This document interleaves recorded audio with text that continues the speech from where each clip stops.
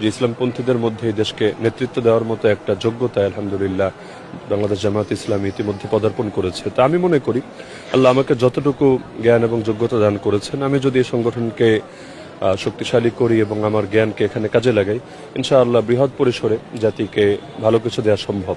এবং সকলের সম্মিলিত প্রচেষ্টাই তো দুনিয়াতে গাড়ি যেভাবে কয়েকটা চাকা মিলিয়ে সামনে আগায়, সকলের সম্মিলিত প্রচেষ্টাই আল্লাহর দিন সামনে এগিয়ে যাবে। তো যার কারণে মূলত এই লক্ষ্যকে সামনে রেখে বাংলাদেশ জামায়াত ইসলামের সঙ্গে আমার সম্পৃক্ত হওয়া। ইতিমধ্যে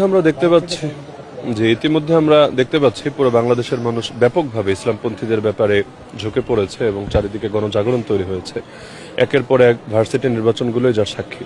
যার কারণে ইতিমধ্যে আমরা দেখতে পাচ্ছি যে ভার্সিটি নির্বাচন কোনোটাকে পিছিয়ে দেওয়ার জন্য রিট করে এবং বিভিন্নভাবে ষড়যন্ত্রের অপচেষ্টা করা হয়েছে।